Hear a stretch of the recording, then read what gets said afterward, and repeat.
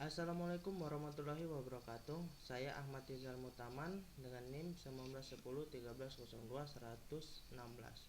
Di sini saya akan mempresentasikan hasil kerja saya dengan judul bentuk tes belajar dan teknik penyusunannya. Dengan dosen pengampu Bapak Dr. Agus Salim SAG MMPD dan Ibu Wiwik Aryasta SPD MPD. Mata kuliah Evaluasi Pendidikan Prodi Teknologi Pendidikan dengan pembahasan pengertian tes belajar, contoh tes belajar, dan teknik penyusunan tes belajar. Pengertian tes uraian atau esai dan tes objektif. Tes uraian atau esai adalah suatu bentuk tes yang terdiri dari pertanyaan atau suruhan yang menghendaki jawaban yang berupa uraian-uraian yang relatif panjang. Yang kedua, tes objektif adalah tes yang keseluruhan informasi yang diperlukan untuk menjawab tes telah tersedia. Penggolongan dan contoh tes uraian. Yang pertama, tes uraian terbuka. Tepat digunakan untuk mengukur kemampuan siswa dalam menghasilkan, mengorganisasi, mengekspresikan ide, mengintegrasikan pelajaran dalam berbagai bidang, membuat desain eksperimen, mengevaluasi manfaat suatu ide.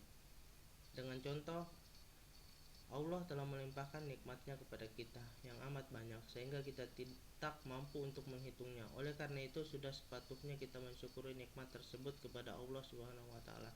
Jelaskan bagaimana cara kita mensyukuri nikmat Allah itu sesuai dengan ajaran Rasulullah. Yang kedua, tes uraian terbatas. Tepat digunakan untuk mengukur kemampuan siswa dalam menjelaskan hubungan sebab akibat, menerapkan suatu prinsip atau teori, memberikan alasan yang relevan, merumuskan hipotesis, membuat kesimpulan yang tepat, menjelaskan suatu prosedur dan sebagainya. Contohnya yaitu, coba jelaskan tentang peringatan Hari Ulang Tahun Kemerdekaan Republik Indonesia yang diadakan di kantor kabupaten tanggal 17 Agustus 1998 yang lalu. Ceritakan mengenai pengaturan tempat, pejabat dan undangan yang hadir, acara peringatan, atraksi yang disuguhkan, hidangan yang diberikan. Petunjuk penulisan tes uraian. Yang pertama, tentukan tujuan pembelajaran yang ingin diukur. Yang kedua, pilih pokok bahasan dan sub pokok bahasan yang relevan untuk mencapai tujuan tersebut. Yang ketiga, hendaknya tes meliputi ide-ide pokok bahan yang akan diteskan. Soal tidak sama persis dengan contoh yang ada pada catatan. Pada waktu menyusun soal, hendak juga dibuatkan kunci jawaban. Pertanyaan menggunakan kata tanya yang bervariasi. Terakhir, sebelum digunakan untuk mengukur hasil belajar siswa, maka tes uraian yang selesai ditulis harus ditelaah terlebih dahulu. Kelebihan dan kekurangan tes uraian. Kelebihan. Pertama, kekuatan soal untuk mengukur hasil belajar yang kompleks dan melibatkan level kognitif yang tinggi.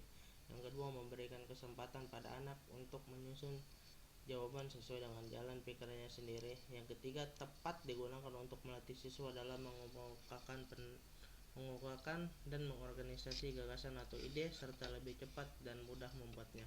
Kelemahannya, yang pertama, terdapat subjektivitas dalam penilaian karena penilaian yang berbeda atau situasi yang berbeda.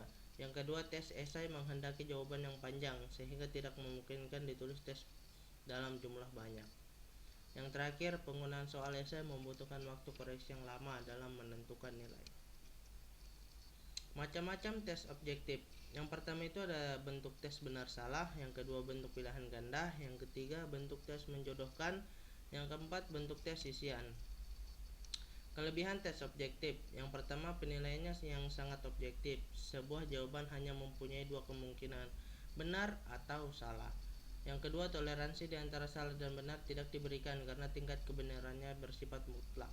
Yang ketiga, soal objektif memiliki reliabilitas yang tinggi. Siapapun yang menilai dan kapanpun dinilai, hasilnya akan tetap sama. Butir soal yang banyak memungkinkan untuk mencakup semua daerah yang hendak diukur. Lebih mudah dan cepat karena pemeriksaannya menggunakan kunci jawaban. Dapat digunakan untuk menilai kelompok yang besar. Kelemahannya yaitu yang pertama, tes objektif diragukan kemampuannya untuk mengukur hasil belajar yang kompleks dan tinggi. Yang kedua, peluang melakukan tebakan sangat tinggi. Penyusunan tes sukar dan memerlukan waktu yang cukup banyak. Kurang memberi kesempatan kepada siswa untuk menyatakan kemampuan ilmiahnya. Sukar untuk mengukur proses mental yang tinggi. Kerjasama antar siswa dalam mengerjakan soal lebih terbuka. menggunakan bahan kertas yang lebih banyak. Penyusunan tes menggunakan teknik tes tertulis, tes lisan, tes perbuatan.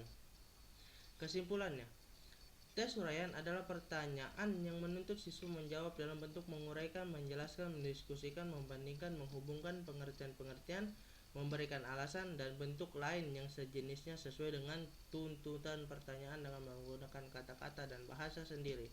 Sedangkan tes objektif adalah tes yang dalam pemeriksaannya dapat dilakukan secara objektif, yang terdiri dari butir-butir soal yang dapat dijawab oleh peserta didik dengan jalan memilih salah satu atau lebih di antara beberapa kemungkinan jawaban yang telah dipasangkan pada pasangan masing-masing soal, atau dengan jalan menuliskan jawabannya berupa kata-kata atau simbol-simbol tertentu pada tempat atau ruangan yang telah disediakan untuk masing-masing butir soal yang bersangkutan. Ya, sekian dari saya. Assalamualaikum warahmatullahi wabarakatuh.